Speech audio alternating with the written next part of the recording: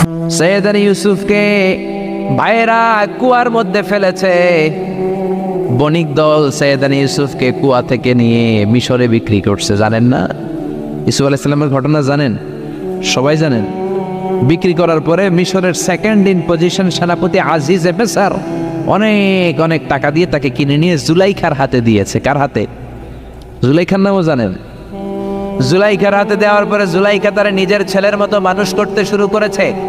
কিন্তু সৈয়দনা ইউসুফ যখন যুবক হয়ে গিয়েছে, ওনার চেহারা এত সুন্দর ছিল, জুলাইখা নিজেই ইউসুফের প্রেমে পড়ে গিয়েছে। নাউজুবিল্লাহ পড়েন। জুলাইখা বলে, ইউসুফ আমি তোমারে ভালোবাসি। ইউসুফ কয়, আমি আল্লাহরে ভালোবাসি। জুলাইখা বলে, ইউসুফ আমি তোমার সাথে প্রেম করতে চাই। ইউসুফ বলে, আমি কার সাথে প্রেম করতে চাই? প্রেমের কথা কি বললেই হয়? বেটা বলে হইতে হবে না?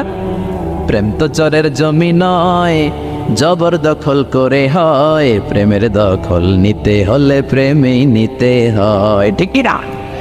জুলাইখা বলে, আমি তোমারে ভালোবাসি, আমি তোমার প্রেমে হাবুডুবু খাই। ইউসুফ বলে, আমি কারে ভালোবাসি? কোনোভাবেই ইউসুফরে রাজি করাতে পারে না। জুলাইখার একটা দাসী ছিল, দাসীর নাম কালিমামা। জুলাইখা কালিমামারে বলে, ও কালিমামা, কোনোভাবে ইউসুফরে বুঝাতে পারলাম না, একটা কাজ করবা, আজ রাত 12টার দিকে আমার গোপন কক্ষে নিয়ে আসবা। ওই গোপন কক্ষে যেতে বড় বড় 60টা দরজা পার হইতে হয়। কয়টা? 60টা দরজায় বড় বড় 60টা তালা লাগাবা, তারপরে ইউসুফরে আমার কাছে নিয়ে আসবা। ওই প্রাসাদটা আমি নিজে দেখে এসেছি, যে প্রাসাদের মধ্যে সৈয়দনা ইউসুফ আলাইহিস সালাম আর জুলাইখার এই ঘটনাটা ঘটেছে। মিশরে একটা থানা আছে, ওই থানার নাম বদরিশিন। ওই বদরিশিন থানায় একটা এলাকা আছে নাম আজিজিয়া। এই আজিজিয়া এলাকাতে এই প্রাসাদ তুফানের কবলে এখন ভেঙে পড়েছে। তার পাশেই আছে সিজনি ইউসুফ, ইউসুফের জেলখানা। এই জেলখানাটা আমি দেখে এসেছি। এই জেলখানাতে ইউসুফ আলাইহিস সালাম 10 বছর জেলে বন্দী ছিল। মিশর একটা পাহাড় আছে, তুর পাহাড়। সেই তুর পাহাড়ের উপরে উঠে সৈয়দনা মূসা আলাইহিস সালাম 2 বার আল্লাহর সাথে কথা বলেছেন, অনেকবার আল্লাহর সাথে কথা বলেছেন। ওই তুর পাহাড়ে আমি 2 বার উঠেছি। ওইটার উপর একটা মসজিদ আছে, একটা গির্জা আছে, একটা সিনাগোগ আছে। 3 ধর্মের লোকদের কাছে ওইটা পবিত্র জায়গা, সবাই যায়। আমরা মুসলমানরাও যাই, ইহুদিরাও যায়। ইহুদিরা সিনাগোগে যে ইবাদত করে, খ্রিস্টানরা চার্চের ভেতরে, গির্জার ভেতরে যে ইবাদত করে, আমরা মসজিদের ভেতরে যে জিকির করি। কার?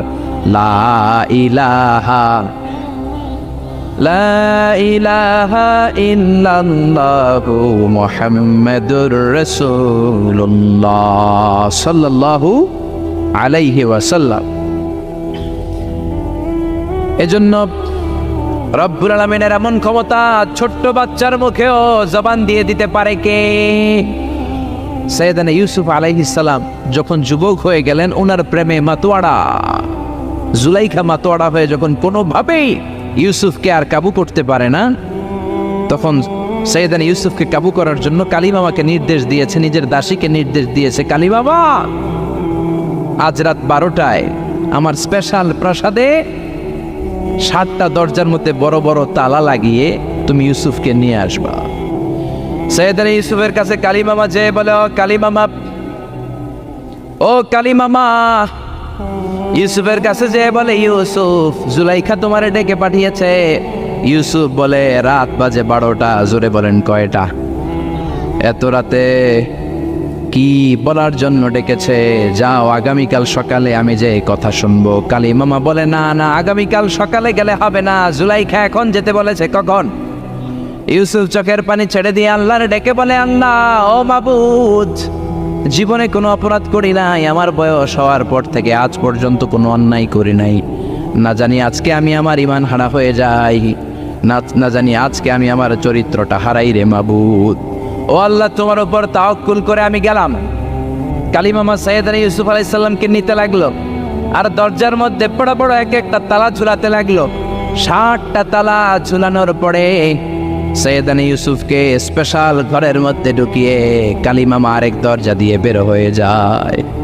এখন ওই স্পেশাল গোপন কক্ষের মধ্যে শুধু 2 জন মানুষ, একজন নারী আরেকজন পুরুষ। চিল্লায় বলেন, একজন আরেকজন পুরুষ। জুলাইখা আর ইউসুফ।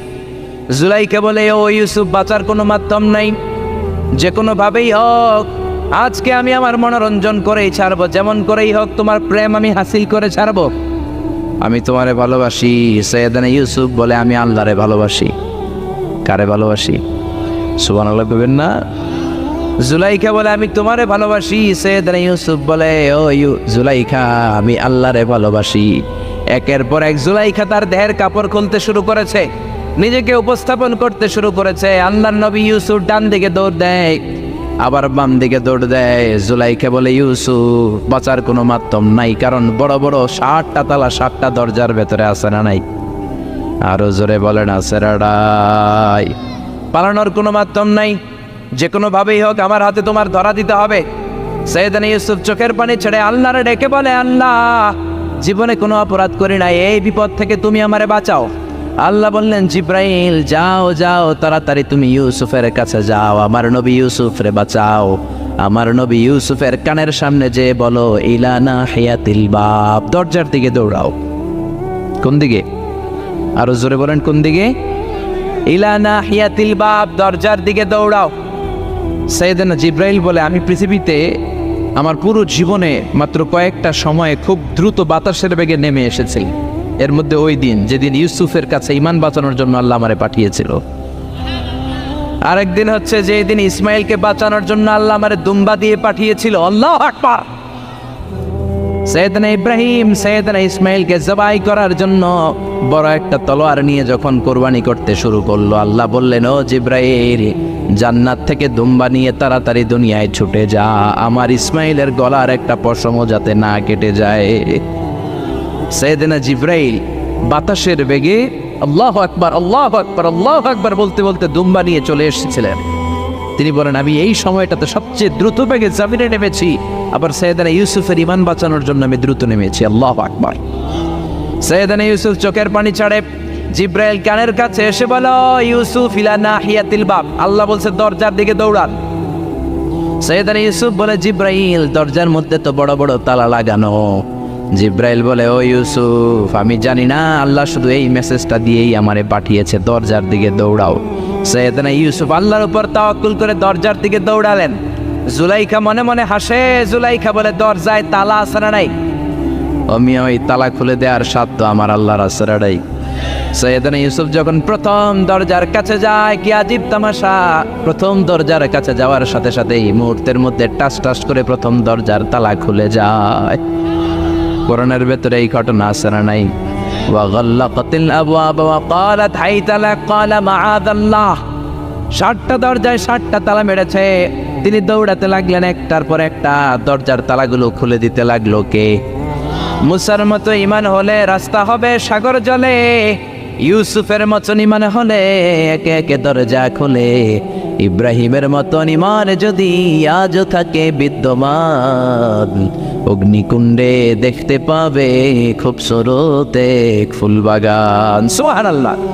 6টা দরজার তালা খুলে যাওয়ার পরে 7ম দরজার সামনে যখন সৈয়দনা ইউসুফ এসেছে, আল্লাহু আকবার বলে দরজার মধ্যে ধাক্কা দেয়, কিন্তু দরজা খুলে না। পিছন দিয়ে জুলাইখা আসরা নাই, আউলাকে সে পাগলা বেশে জুলাইখাও দৌড় দিয়েছে সৈয়দনা ইউসুফকে ধরার জন্য। ঠিকই ধরে ফেলেছে। সৈয়দনা ইউসুফের জামায় ধরে টান দেয়াতে সৈয়দনা ইউসুফ আলাইহিস সালামের জামার পেছন দিয়ে ছিঁড়ে গিয়েছে। ইন দ্য মিন টাইম দরজাটাও খুলে গিয়েছে। দরজা খুলে যাওয়ার পরে দুইজন তাকিয়ে দেখে আজিজ মেসের দাঁড়ানো, জুলাইখার স্বামী দাঁড়ানো। জুলাইখার স্বামী এই দৃশ্য দেখে তো অবাক, খিরে রাত বাজে 2টা, ইউসুফ হাঁপাচ্ছে ঘামাচ্ছে আর জুলাইখার দেহের কাপড় চোপড়ের অবস্থা ভালো না। কি ঘটনা ঘটেছে আমার বলো। ফালিয়াতাকাল্লাম আহাদুকুমা শাইআন, দুজনের একজন আমাকে কিছু তো বলো। কেউ কিছু বলে না। জুলাইখা সামনে এসে বলে আজিজে মেসর, দুধ কলা দিয়ে আমরা এতদিন সাপ পুষেছি, আজকে গভীর রাতে 7 দরজায় 60টা তালা মেরে ইউসুফ আমার ইজ্জতহানির জন্য করে হামলা দিয়েছে। হাসানা মিসা সোরের মার বড় গলা, যুগে যুগে আসে না নাই? আইজে মেসর বলে তোমার কোনো সাক্ষী আছে? জুলাইখা কয় আছে। কে সাক্ষী? আমার দাসী কালী বাবা। এই কালী বাবা সত্যি নাকি? কয় 100% সত্য। এরকম সাক্ষী বাংলাদেশেও আছে না নাই? ঘটনার সময় জন্ম হয় নাই, ঘটনার সময় বয়স ছিল 2 মাস, কিন্তু সাক্ষী দেয়। ওই সাক্ষীর উপর ভিত্তি করে রায় হয়, ওই সাক্ষীর উপর ভিত্তি করে বিচার হয়, ওই সাক্ষীর উপর ভিত্তি করে জেল হয়, ফাঁসি হয়। আছে না নাই? জোরে বলেন আছে না নাই? আইজে মেসের বলে, ও ইউসুফ, কেমন করে এই কাজ করলা? তোমার মৃত্যুদণ্ড দেয়া হবে, এখনই মৃত্যুদণ্ড দেয়া হবে। জল্লাদের কাছে তোমার যাওয়ার দরকার নাই, জল্লাদ তোমার সামনে এসে এখনই তোমার ঘাড় কেটে ফেলবে, মাথাটা দেহ থেকে আলাদা করে দিবে। তোমার কোনো সাক্ষী থাকলে বলো। সাইয়েদনা ইউসুফ বলে, আমার কোনো সাক্ষী নেই। আল্লাহ বললেন, জিব্রাইল তাড়াতাড়ি যা, ইউসুফের কানের কাছে যে বল, জুলাইখার খালাতো বোন গতকাল প্রাসাদে বেড়াতে এসেছে। জুলাইখার খালাতো বোনের ছোট্ট একটা 2 মাসের দুধের বাচ্চা, ওইটার নাম হলো কিসিন। ইউসুফ, তুমি হাত তুলে বলো, কিসিন হলো আমার সাক্ষী। সুবহানাল্লাহ। আইজে মেসর বলে, আতুরিদু আন তাসখারা মিন্নি? ইউসুফ, এটা তুমি কি বলো? কিসিন কেমনে সাক্ষী দেবে? বয়স মাত্র 2 মাস, দুধ খায়, মায়ের কোলে কাঁদে। ইউসুফ বলে, আমি এত কিছু জানি না, কিসিন আমার সাক্ষী। কিসিনকে আনা হলো। সাইয়েদনা ইউসুফ কিসিনের মাথায় হাত বুলায় আর বলে, ও কিসিন, ইশহাদি বিল হক, আল্লাহর নামে তুই সত্য সাক্ষী দে। ছোট্ট 2 মাসের দুধের বাচ্চা কিসিন বড়দের মতো কথা বলতে শুরু করলো, বলতে আরম্ভ করলো, ইন কানা কামিসুহু কুদ্দা মিন কুবুলিন। সুবহানাল্লাহ পড়েন। ইন কানা কামিসুহু কুদ্দা মিন কুবুলিন ফাসাদাকাতু হুয়া মিনাল কাযিবিন ওয়া ইন কানা কামিসুহু কুদ্দা মিন দুবুরিন ফাকাযাবাতু হুয়া মিনাস সাদিকিন। ও আজিজে মিসর, ইউসুফের জামা চেক করো, জামার সামনের দিক দিয়ে ছেঁড়া হলে ইউসুফ দোষী, আর জামার পেছনের দিক দিয়ে যদি ছেঁড়া থাকে তোমার বউ জুলাইখা দোষী। জামার কোন দিক দিয়ে ছেঁড়া? জোরে বলেন। ছোট্ট কিসিনের সাক্ষীর মাধ্যমে সাইয়েদনা ইউসুফকে বাঁচায়া দিল কে? আরো জোরে বলেন, কে? আল্লাহ বলছেন, ওয়াকাদা রাব্বুকা আল্লা তা'বুদু ইল্লা ইয়্যাহ ওয়া বিল ওয়ালিদাইনি ইহসানা। আমি আল্লাহর স্পেশাল 2টা ফয়সালা আমি তোমাদেরকে জানিয়ে দিচ্ছি। 2টা ফয়সালা। কয়টা? 2টা সিদ্ধান্ত। কয়টা? এই সিদ্ধান্তগুলা অনড় সিদ্ধান্ত, এটার কোনো নড়চড় নাই। আর ফয়সালার সিদ্ধান্তগুলো দিয়েছে কে? 1 নম্বর ফয়সালা হচ্ছে, আল্লাহ তা'বুদু ইল্লা ইয়্যাহ, তোমরা কারো ইবাদত করতে পারবে না একজনের ছাড়া, তিনি কে? এজন্য রব্বুল আলামিন বলেন, ওয়াকাদা রাব্বুকা আল্লা তা'বুদু ইল্লা ইয়্যাহু ওয়া বিল ওয়ালিদাইনি ইহসানা। আমি আল্লাহর স্পেশাল ফয়সালা, আমি আল্লাহর অনড় সিদ্ধান্ত, যেই সিদ্ধান্ত কোনোদিন নড়বে না, যেই ফয়সালার কোনো নড়চড় হবে না, ওই ফয়সালার প্রথম ফয়সালা হলো ইবাদত হবে একজনের, তিনি কে? আবার আল্লাহ বললেন, মানব জাতি, জিন জাতি, এই 2টা জাতিকে আমি সৃষ্টি করেছি শুধু আমার ইবাদতের জন্য, ঠিক কি না? আমা খালাকাতুল জিন্না ওয়াল ইনসা ইল্লা লিয়াবুদুন। মানব জাতি, জিন জাতি সৃষ্টির মূল উদ্দেশ্য, লক্ষ্য শুধুমাত্র আমি আল্লাহর ইবাদত করা। সুবহানাল্লাহ। আবার এই পৃথিবীতে যত নবীরা এসেছেন, সব নবীদেরও একই দাওয়াত ছিল, কমন দাওয়াত, কমন মিশন, কমন কথা, ইয়া কওমি ইবুদুল্লাহা মা লাকুম মিন ইলাহিন গায়রুহু। ও আমার কওমের লোকেরা, ও আমার উম্মতেরা, ও আমার স্বজাতির লোকেরা, খবরদার, ইবাদত করলে একজনের করবা, তিনি কে?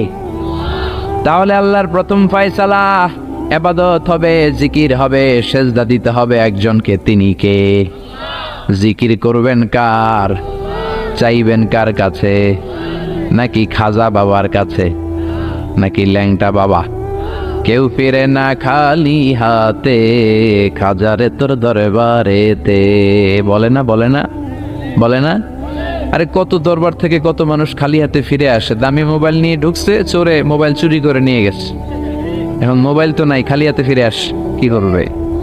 দামি জুতা নিয়ে ঢুকছে, জুতা চুরি হয়ে যায়, ধাক্কা ধাক্কিতে জুতা চুরি হয়, তো খালি পায়ে ফিরে আসে, আছে না নাই? আমি একটা দরবার থেকে কেউ কোনোদিন খালি হাতে ফিরে না। দরবারটা কার দরবার? কেউ ফিরে না খালি হাতে, আল্লাহরে তোর দরবারেতে। বলেন, কেউ ফিরে না খালি হাতে। এজন্য আল্লাহ বলেন, আমার দরবার এমন দরবার 24 ঘন্টা খোলা, মাসের 30 দিন খোলা, বছরের 365 দিন খোলা, সারা জীবন খোলা। যখনই চাইবা তোমার ডাকে সাড়া দিবে কে? কেউ যেটা পারে না, পারে কে?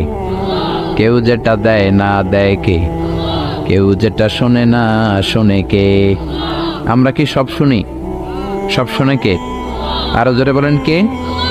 ওই যে দেবিদ্বারে কি হইতেছে আপনি শুনতেছেন, মুরাদনগরে কি হয় আপনি শোনেন, আপনি দেখেন ঢাকায় কি হয় আপনি শোনেন, কোন জায়গায় কি ঘটতেছে আপনি জানেন, কিন্তু কেউ যেটা জানে না জানে কে? এত উপর থেকে 7 আকাশের উপরে, সিদরাতুল মুনতাহার উপরে, লাউহে মাহফুজের উপরে, বাইতুল মামুরের উপরে, আরশ কুরসি তার 70,000 নূরের পর্দার উপর থেকে তিনি এমন কুদরতি নজর দেন, সপ্ত জমিনের নিচেও যদি কোনো পিঁপড়া হাঁটে আল্লাহ এই পিঁপড়ার পায়ের আওয়াজটাও শুনতে পায়। এজন্য আল্লাহ বলে, গোলাম ইবাদত হবে শুধুমাত্র আমার। শুধুমাত্র কার? আল্লাযী ইউবাদ, যার ইবাদত করা হয়, যিনি ইবাদতের যোগ্য তিনি হলেন মাবুদ। আমাদের মাবুদ একজন, তিনি কে? এজন্য প্রত্যেক নামাজে আমরা আল্লাহরে বলি ইহদিনাস সিরাতাল মুস্তাকিম, ও আল্লাহ আমাদেরকে তুমি সিরাতুল মুস্তাকিম দাও। আল্লাহ বলে আমার ইবাদত কর, আমার ইবাদত করলে এটাই সিরাতুল মুস্তাকিম। সুবহানাল্লাহ কইবেন না? ওয়া আনি'বুদুনি হাযা সিরাতুম মুস্তাকিম, আমি এক আল্লাহর ইবাদত করলে তোমাদেরকে সিরাতুল মুস্তাকিম দিবে কে? এজন্য আল্লাহর ফয়সালা দুইটা, চিৎকার করে বলেন কয়টা? প্রথম ফয়সালা হলো ইবাদত একজনের, তিনি কে?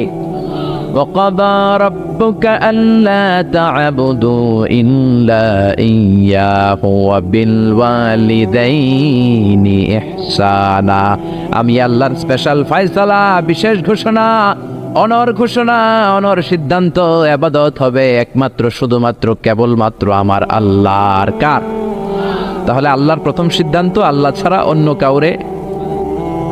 কাউর ইবাদত করা যাবে না, অন্য কাউকে সিজদা দেয়া যাবে না। কিন্তু কিছু লোক আছে মসজিদে আল্লাহরও সিজদা দেয়, এই যে মসজিদ ঢুকে আল্লাহর সিজদা দিবে, আর আশেপাশে মাজার থাকলে মাজারে জয় সিজদা দেয়, আছে না নাই?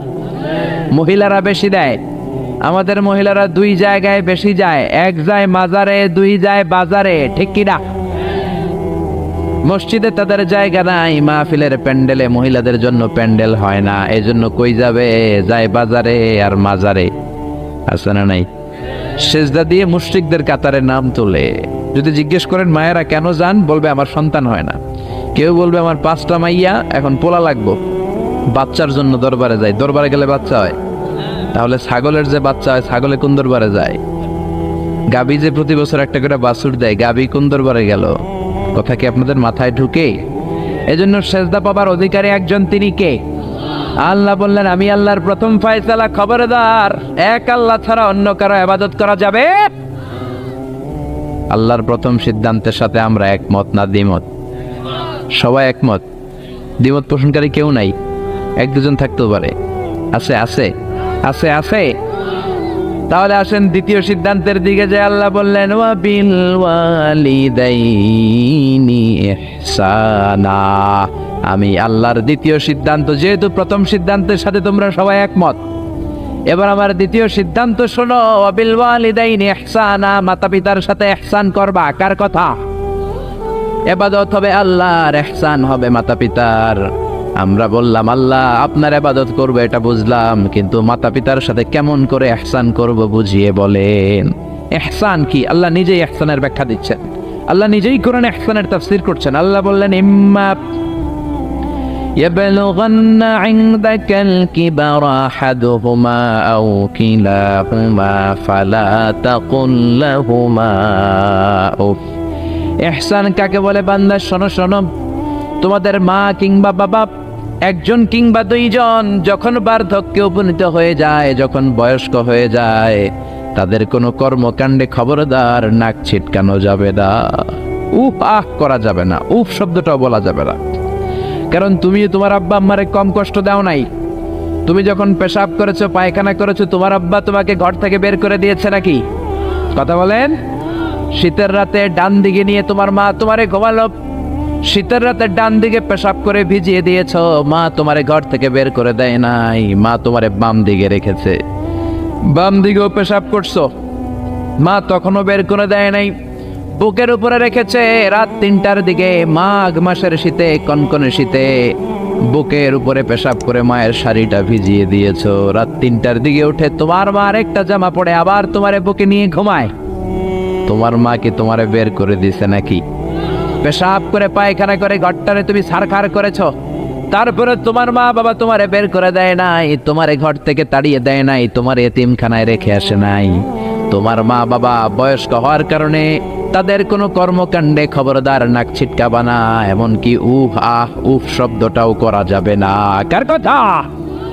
মা বাবা তোমারে ঘর থেকে যেমনি বের করে নাই, মা বাবা যেমনি তোমার এতিমখানায় দিয়ে আসে নাই, তেমনি তোমার মা বাবা যখন বয়স হয়ে যায়, বার্ধক্যে পৌঁছে যায়, মা বাবারে খবরদার বৃদ্ধাশ্রমে দিয়ে এসো না।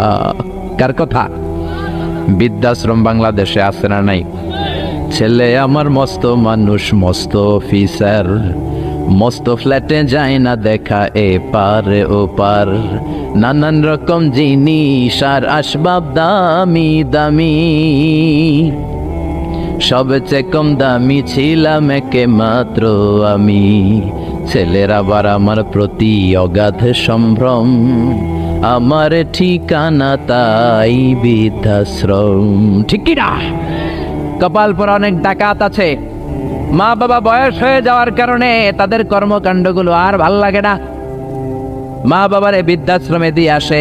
যেই ছেলে মেয়েগুলো মা বাবারে বৃদ্ধাশ্রমে দেয়, তোদের কপালে বুড়া হইলে বৃদ্ধাশ্রমও জুটবে না, ভাঙ্গা থালা হাতে নিয়ে তুই ভিক্ষা করে খাবি। ঠিক কি না?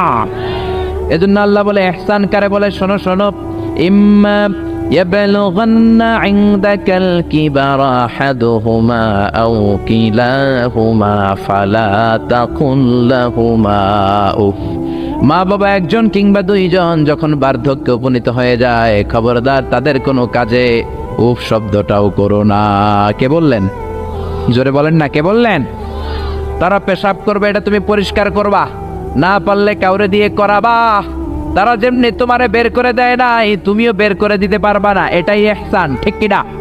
এজন্য আল্লাহ বললেন ওয়াবিল ওয়ালিদাইনি ইহসানা, মাতা পিতার সাথে ইহসান করবা, এটা আমার দ্বিতীয় সিদ্ধান্ত।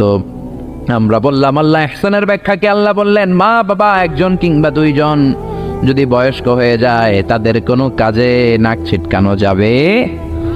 2 নম্বর ইহসানের ব্যাখ্যা, ওয়ালা তানহারহুমা, মা বাবারে ধমক দিও না। মা বাবারে ধমক দেয় এরকম বেয়াদব আছে না নাই? এরকম ডাকাইত আছে না নাই? এই এলাকায় নাই? অন্যান্য সবার সাথে খুব মিষ্টি ভাষায়, ভদ্র, খুব প্রেস্টিজিয়াস লোক, কিন্তু মায়ের সাথে খারাপ আচরণ, ধমকি দিয়ে কথা বলে, ঝিড়কি দিয়ে কথা বলে, মারে ডাকে বুড়ি, বাবারে ডাকে বুড়া, এরকম ডাকাত আছে না নাই? কেমন করে মারে তুমি বুড়ি বলে ডাক দাও? তোমার মা বাবা তো বুড়া বুড়ি হয়েছে তোমার কারণে, তোমারে মানুষ করতে যে তারা তাদের জীবন যৌবন শেষ করেছে, তোমারে লেখাপড়া করাতে যে তারা তাদের জমি জমা হারিয়েছে, তোমারে বিদেশে পাঠাতে যে তারা তাদের ভিটে মাটা ছাড়া হয়েছে। কেমন করে মারে তুমি বুড়ি ডাকো, বাবারে তুমি বুড়া ডাকো? খবরদার, আল্লাহ বললেন ওয়ালা তানহারহুমা, আব্বা আম্মা কাউরে তোমরা ধমক দিও না। ধমক দেওয়া যাবে? কথা বলেন। এরপর আল্লাহ বললেন ইহসানের 3 নম্বর ব্যাখ্যা, ওয়াকুল লাহুমা কওলান কারীমা, মা বাবা দুইজনের সাথে ভালো আচরণ করো, কোমল ভাষায় কথা বলো। কার আইন? আইনটা কার? যত কার্টিসি তুমি জানো, যত ভদ্রতা, যত পোলাইটনেস, যত হাম্বলনেস তোমার জানা আছে, সব ভদ্রতাকে উজাড় করে মা বাবার সাথে কথা বলো। চিল্লা এখন, ঠিক কি না? এরপর আল্লাহ বললেন ওয়াখফিদ লাহুমা জানাহায যুল্লি মিনার রাহমাতি ওয়া কুর রাব্বিরহামহুমা কামা রাব্বায়ানি সাগীরা। ওয়াখফিদ লাহুমা জানাহায যুল্লি মিনার রাহমা, রহমতের ডানা মা বাবার দুইজনের জন্য বিছিয়ে দাও। তোমার যত অর্থ আছে মা বাবার জন্য খরচ করো, তোমার যত ক্ষমতা আছে মা বাবা দুইজনের পায়ের সামনে ঢেলে দাও। ঠিক কিনা? আপনার সম্পদ আপনি মা বাবার জন্য ব্যয় করবেন, আপনার ক্ষমতা আছে মা বাবার পায়ের সামনে আপনি ক্ষমতা বিছিয়ে দেন, আপনার জীবনটার উজালা করে দিবে কে?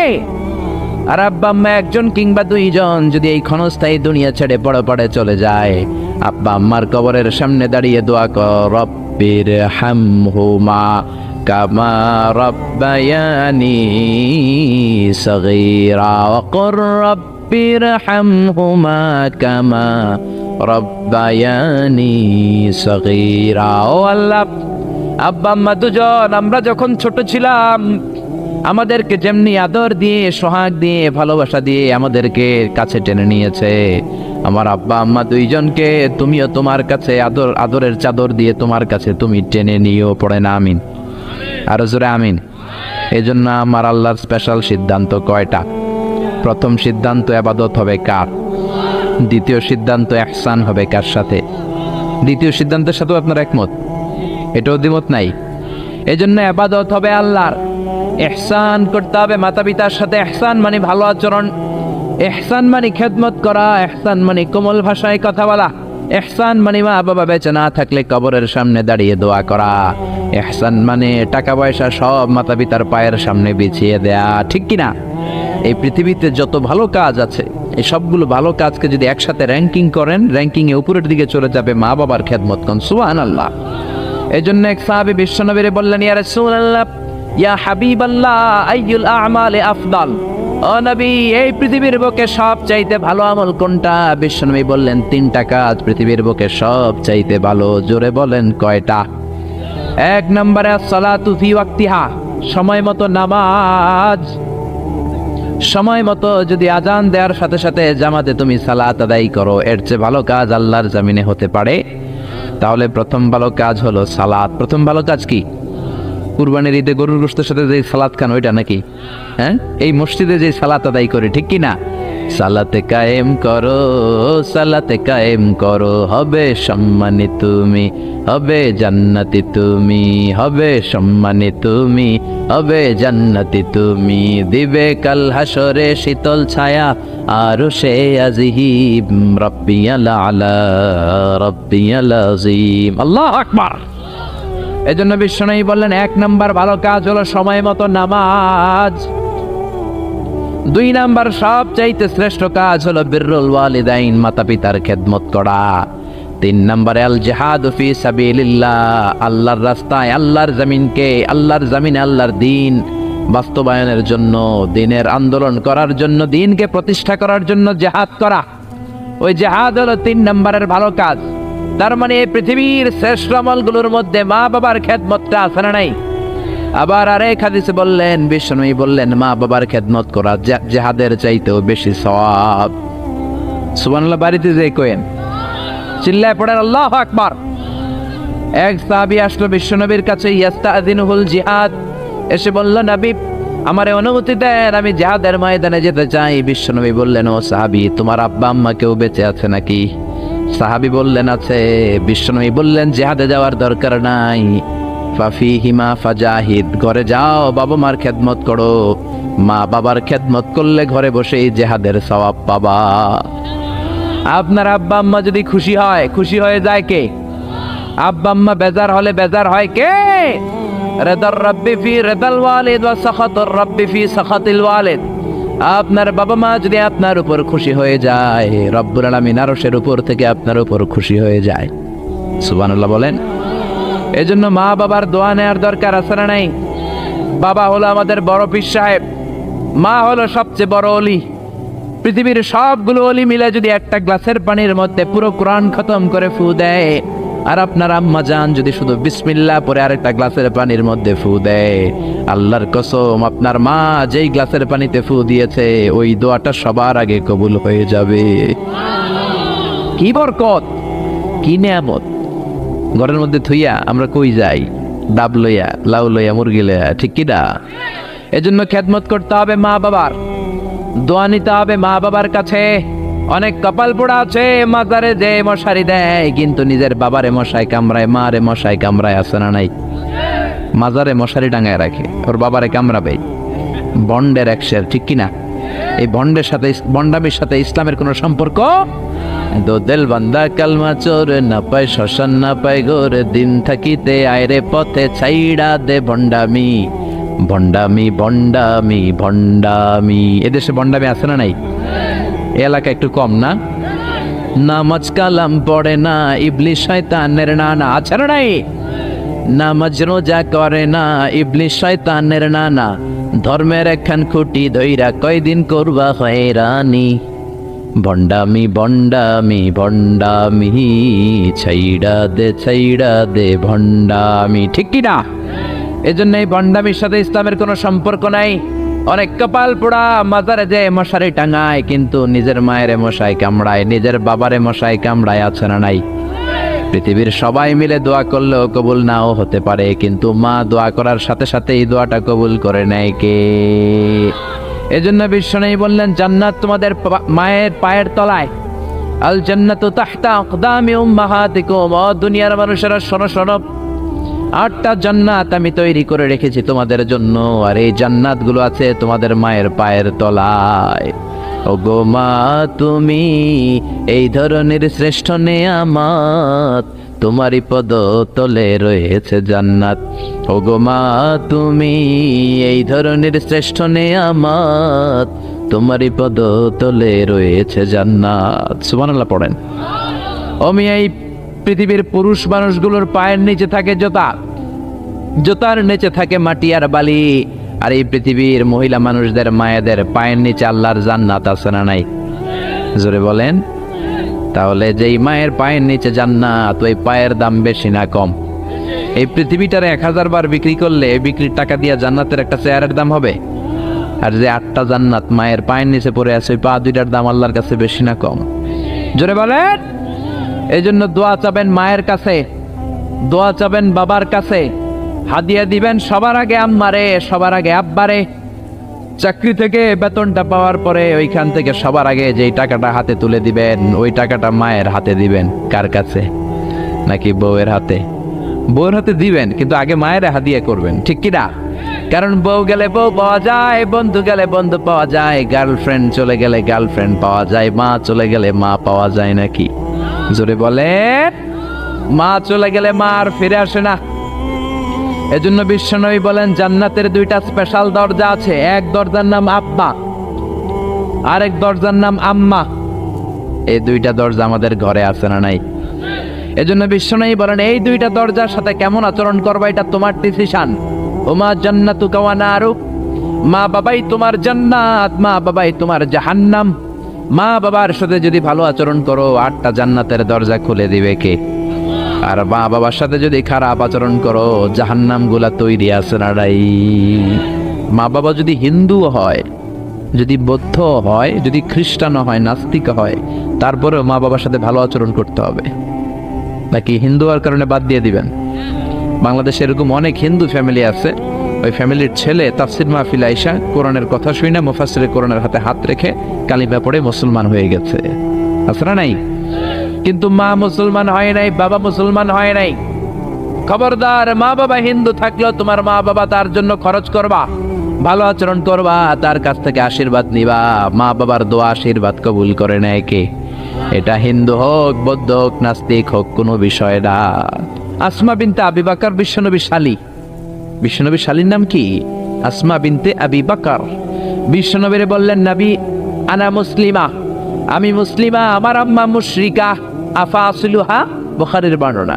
এখন আমি কি করব? আম্মা যদি আমার কাছে আসে, আম্মা জানের সাথে ভালো আচরণ করব নাকি? আম্মা তো মুশরিকা, আমি মুসলিমা। বিশ্বনবী বললেন, খবরদার, মুশরিকা হোক কাফেরা হোক, সিলিহা, মা বাবার সাথে ভালো আচরণ করো। অবশ্যই তোমার মায়ের দোয়া তুমি নিবে, অবশ্যই তোমার মায়ের সাথে তুমি ভালো আচরণ করবে। চিল্লা এখন, ঠিক কিনা? এই পৃথিবীতে অনেক নবী ছিল, যেই নবীদের বাবা ছিল মুশরিক কাফের, আছে না নাই? সাইয়েদনা ইব্রাহিম, গোটা মুসলিম মিল্লাতের পিতা, জাতির পিতা সাইয়েদনা ইব্রাহিম আলাইহিস সালাম, উলুল আজমে মিনার রাসূল, জালিল কাদর পয়গম্বর, কিন্তু ওনার আব্বা কালিমা পড়ে মুসলমান হয় নাই। বাবার নাম কি? আযর। মুশরিক, মূর্তি বানাইতো, মূর্তি বানানোর ইন্ডাস্ট্রি ছিল তার বাবা। চিল্লা এখন, ঠিক কিনা? তাই বলে কি বাবার সাথে খারাপ আচরণ করছে? বাবারে গালি দিছে? ইয়া আবাতি লিমা তা'বুদু মা লা ইয়াসমাউ ওয়া লা ইউবসিরু ওয়া লা ইউগনি আনকা শাইআ। শ্রদ্ধা সহকারে, সম্মান সহকারে বাবারে নসিহত করেছ, বাবা কেন আপনি ওই মূর্তির পূজা করেন যেই মূর্তি কানে শোনে না, যেই মূর্তি চোখে দেখে না, যেই মূর্তি ভালো মন্দ আপনার কিচ্ছু করতে পারে না, ওই মূর্তির পূজা কেন করেন? সম্মানের সাথে বাবারে দিনের দাওয়াত দিলেন, কিন্তু বাবার সাথে কোনোদিন খারাপ আচরণ করে নাই। সুবহানাল্লাহ। এজন্য আল্লাহ বলেন আমার ফয়সালা দুইটা। কয়টা? ইবাদত হবে কার আর ইহসান হবে কার সাথে? বিশ্বনবী বললেন ইহসান করবা না কেন? কারণ এই মা বাবা এমন রহমত, মা বাবার চেহারার দিকে তাকালেই সওয়াব আছে না নাই? বিশ্বনবী বলতেন নাযার ইলা সালাসাতি আশিয়া ইবাদাত, তিনটা জিনিসের দিকে রহমতের নজর করে তাকালে আমলনামায় সওয়াব দেয় কে? এক নম্বরে নাযার ইলাল মুসহাফ, কোরআনের দিকে রহমতের নজরে তাকালে সওয়াব আছে না নাই? দুই নম্বরে নাযার ইলাল কাবা, হজ করতে গেলেন, উমরা করতে গেলেন, কাবার দিকে নজর দেওয়ার সাথে সাথে সওয়াব আছে না নাই? তিন নম্বরে নাযার ইলা ওয়াজহিল ওয়ালিদাইন, মাতা পিতার চেহারার দিকে রহমতের নজরে একবার তাকালে কবুল হজের সওয়াব দিবে কে? এক সাহাবী বললেন ও নবী গো, ওয়ালাউ মিআ মাররা, 100 বার যদি আমি আমার আম্মার চেহারার দিকে রহমতের নজরে তাকাই তাহলে কি 100টা কবুল হজের সওয়াব হবে নাকি? বিশ্বনবী বললেন নাম, ওয়ালাউ মিআ মাররা, 100 বার নজর করে তাকালে 100টা কবুল হজের সওয়াব হয়ে যাবে। 4 লক্ষ টাকা খরচ করে আপনি হজ করে আসছেন, বুকে হাত দিয়ে বলতে পারবেন যে হজটা কবুল? বলতে পারবেন? কোনো গ্যারান্টি ওয়ারেন্টি আছে? আছে আছে। কিন্তু মা বাবার চেহারার দিকে নজর করলে কবুল হজের সওয়াব আমলনামায় দিবে কে? মা বাবা এমন জিনিস, দোয়া করলেই কবুল। মুহূর্তের মধ্যে মায়ের দোয়া কবুল করে কে? মায়ের শুধু দোয়াটাই কবুল না, বদদোয়াটাও কবুল। যদি শুধু দোয়াটা কবুল হইতো তাহলে বলতে পারতাম আর দোয়া না করলে কি হয়েছে।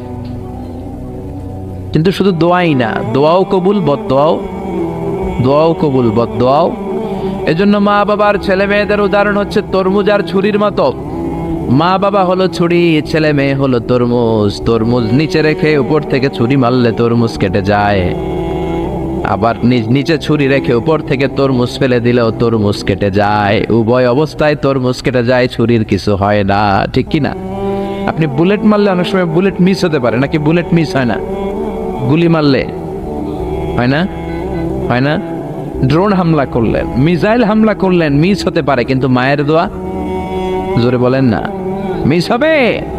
এজন্য বিশ্বনবী বলতেন সালাসু দাওয়াতিন মুস্তাজাবা, 3 ব্যক্তির দোয়া মুহূর্তের মধ্যে কবুল হয়ে যায়। 1 নম্বরে হলো দাওয়াতুল মুসাফির, মুসাফিরের দোয়া কবুল করে কে? 2 নম্বরে দাওয়াতুল মাজলুম, অত্যাচারিত ব্যক্তির দোয়া কবুল করে কে? 3 নম্বরে দাওয়াতুল ওয়ালিদাইনি লিওয়ালাদিহি, মাতা পিতার দোয়া, যখন মাতা পিতা ছেলে মেয়েদের জন্য দোয়া করে ওই দোয়াটাও কবুল করে কে? মাতা পিতার দোয়াও কবুল, বদদোয়াও। জোরে জোরে বলেন, দোয়াও কবুল, বদদোয়াও। বদদোয়া করলেও কবুল হয়ে যাবে। বুখারীর বর্ণনা, জুরাইজ নামে এক আল্লাহর ওলি ছিল। আল্লাহর ওলির নাম কি? আরো জোরে বলেন। জুরাইজ নামে এক আল্লাহর ওলি ছিল, বনি ইসরায়েলের অনেক বড় আবেদ। পাহাড়ের উপরে ওনার গির্জা, ওই গির্জার মধ্যে রাত্রিবেলায় তাহাজ্জুদ পড়তে পড়তে আল্লাহর ওলি হয়ে গেছে। ওই গির্জার পাশে ছোট্ট ঘর থাকে তার মা, রাত্রিবেলায় তাহাজ্জুদের নামাজ পড়ছেন। ওমিয়া তাহাজ্জুদ ছাড়া আল্লাহর ওলি হওয়া যায় নাকি? আমিনাল লাইলি ফাতাহাজ্জাদ বিহি নাফিলাতান লাকা আসা আন ইয়াবআসাকা রাব্বুকা মাকামাম মাহমুদা। তাহাজ্জুদের নামাজ পড়লে আপনার মর্যাদা বাড়ায় দিবে কে? উনি তাহাজ্জুদের নামাজ পড়তেছেন, রাত 2টা। ওনার মা ডাক দিল, ইয়া জুরাইজ, ও জুরাইজ। জুরাইজ মনে মনে ভাবে, হায় হায়, নামাজেও দাঁড়াইলাম, মায়েও ডাক দিল, এখন কি করি? নামাজ পড়বো না মায়ের ডাকে সাড়া দেব? মনে মনে ভাবলো নামাজটা পড়ে নেই, 2 রাকাতের নামাজ, বেশি সময় লাগবে না। নামাজের পরে মায়ের কাছে যাব, হয়তো মায়ের পিপাসা লেগেছে, পানি খাবে। মায়ের ডাকে সাড়া দেয় নাই। কিছুক্ষণ পর আবার মা তার ডাক দিল, ইয়া জুরাইজ, ও জুরাইজ। জুরাইজ আবার নামাজ চালিয়ে গেল। মনে মনে ভাবলে একটু পরে যাই, নামাজটা শেষ করেই মায়ের কাছে যাব। মা কিছুক্ষণ পরে আবার ডাক দিল, জুরাইজ। জুরাইজ বলে, হায় হায়, মা তো শুধু ডাকতেই থাকে, নামাজ পড়ে মায়ের কাছে যাব। কিন্তু মায়ের সহ্য হয় নাই, মায়ের মনে কষ্ট চলে আসছে। মা মনে ব্যথা পেয়ে গেছে, ব্যথা পাওয়ার সাথে সাথে বদদোয়া করে ফেলছে। আর ওই বদদোয়া কবুল করে ফেলছে কে? এজন্য মায়ের দোয়াও কবুল, বদদোয়াও। বদদোয়া করেছে, আল্লাহুম্মা লা তুমিতহু ইল্লা আন তুরিয়াহুল মুমিসাত, ও আল্লাহ, কোনো বেশ্যা নারীর ফিতনায় না ফেলে তুমি জুরাইজকে মরণ দিও না। বদদুয়াটা কবুল করে নিল কে? কিছুদিন পরে আবার জুরাইজ তাহাজ্জুদের নামাজ পড়তেছে, এক বেশ্যা নারী এসে বলে, জুরাইজ দরজা খোলো। নক করতে শুরু করছে। দরজা খোলার পরে জুরাইজকে সে প্রলোভন দিতে শুরু করলো, বললো, দেখো কত সুন্দরী আমি অনন্য, আমি সুস্নিগ্ধা, আমি প্রিয়ংবদা, আমি সুহাসিনী, সুকেশিনী, সুভাসিনী, অসূর্যম পুষ্যা মেঘে কালো কেশ, হরিণের মতো ডাগর ডাগর আমার চোখ, দেখো আমি কত সুন্দরী, আসো আমরা প্রেম খেলায় মেতে উঠি। জুরাইজ বলে, আমি আল্লাহরে ভয় পাই, দূর হও, আমার গির্জা থেকে দূর হও। জুরাইজের সাথে সুবিধা করতে না পেরে বেশ্যা পাহাড় থেকে নিচে নেমে এসেছে। বুখারীর হাদিস। নিচে নেমে এসে দেখে এক রাখাল ঘুমায়। কে ঘুমায়? রাখাল রে ঘুম থেকে উঠিয়ে বলে, ও রাখাল, দেখো আমি কত সুন্দরী। রাখাল তার প্রেমের ফাঁদে পড়ে তার সাথে অবৈধ দৈহিক সম্পর্কে লিপ্ত হয়েছে, জেনা করেছে। ব্যভিচারের ফলে এই বেশ্যার পেটের মধ্যে সন্তান দিয়ে দিয়েছে কে? 3 মাসের ব্যবধানে বেশ্যার পেটটা এত বড় হয়ে গেছে। এলাকার লোকেরা বলে, ও মেয়ে, তোর তো বিয়ে হয় না, এই পেট বড় হইল কেন? বাচ্চা পাইলি কই? বেশ্যা বলে, আমার পেটের বাচ্চার বাবা হলে ওই আল্লাহর ওলি জুরাইজ। কথাটা হাসা না মিছা? কত পার্সেন্ট? জোরে বলেন। 100% মিছা? সবাই বলে, হায় হায়, এতদিন মনে করতাম আল্লাহর ওলি, এখন দেখি ভণ্ড। এতদিন পানি পড়ার জন্য যেতাম জুরাইজের কাছে, এখন দেখি ভণ্ড। উপর দিয়ে ফিটফাট, ভিতর দিয়ে সদরঘাট। উপর মে পাক সাফ, আন্দার মে খালাত মালাত। জুরাইজ, আজকে তোর 12টা বাজাবো, দাঁড়া। জুব্বা পড়ে তুমি বুজুর্গি দেখাও, আর রাতের বেলা আকাম কুকাম করো। লাঠি ছোটা নিয়ে সব পাহাড়ের উপরে উঠে গির্জা ভেঙে মেসাকার জুরাইজকে রশি দিয়ে বেঁধে নিচে নামিয়ে এনেছে। ও জুরাইজ, তোর মতো ভণ্ড এলাকায় থাকার দরকার নাই, তোরে ডেথ পেনাল্টি দিব, মৃত্যুদণ্ড। কি দণ্ড? জুরাইজ বলে, হায় হায়, কেন আমার গির্জা ভাঙলা? কেন আমারে মারতেছো ধরতেছো জানি না, একটা বারের মতো বলো আমার অপরাধ কি? সবাই বলে, জুরাইজ, তোর মতো ভণ্ড এই তল্লাটে কেউ উড়ায়। জুরাইজ বলে, ঠিক আছে, আমারে মৃত্যুদণ্ড দিও, আগে বলো অপরাধ কি? সবাই বলে, এই বেশ্যা নারীর সাথে তুই পাপ কাজে লিপ্ত হয়েছিস। এই মহিলার পেটের মধ্যে যেই বাচ্চা, ওই বাচ্চার বাবা হলি তুই জুরাইজ। জুরাই বলে, আল্লাহ, কোন বিপদে তুমি আমারে ফালাইলা? কিছুই তো জানি না আমি, আমার তো কোনো দোষ নাই। বুঝ হওয়ার পর থেকে কোনো পাপ কাজে আমি আল্লাহ লিপ্ত হই নাই, তুমি আমারে বাঁচাও। ও মিয়া, বিপদে পড়লে আমাদেরকে বাঁচায় কে? জুরাইজ বলে, ঠিক আছে, আমারে মৃত্যুদণ্ড দিও, কিন্তু আমার শিরচ্ছেদ করার আগে 2 রাকাত নামাজ পড়ার সময় দাও। জুরাইজ 2 রাকাত নামাজ পড়ে চোখের পানি ছেড়ে দিয়ে আল্লাহর ডেকে বলে, আল্লাহ, তুমি যদি এক হও, তুমি যদি লাম ইয়ালিদ ওয়া লাম ইউলাদ হও, আজকে আমি 1000 মানুষের সামনে ওই বেশ্যা নারীর পেটের বাচ্চাটারে প্রশ্ন করব, তুমি বাচ্চার মুখের জবান খুলে দিও। ওই বাচ্চার মুখের জবান খুলে দেওয়ার ক্ষমতা আল্লাহর আছে না নাই? শিওর? সন্দেহ লাগে না তো? আল্লাহর এত ক্ষমতা, পেটের একটু বাচ্চা কথা বলবে? পারবে, পারবে, আসলে পারবে। ও আল্লাহ, তুমি যদি এক হও, তুমি যদি সব ক্ষমতার অধিকারী হও রব্বুল আলামিন, আমি বেশ্যার বাচ্চার পেটের দিকে তাকিয়ে নজর করে বলবো, ও বাচ্চা, তুমি কথা বলো। আল্লাহ, তুমি ওই পেটের বাচ্চার মুখের জবান খুলে দিও। সুবহানাল্লাহ, সুবহানাল্লাহ, চিল্লায় পড়েন আল্লাহু আকবার।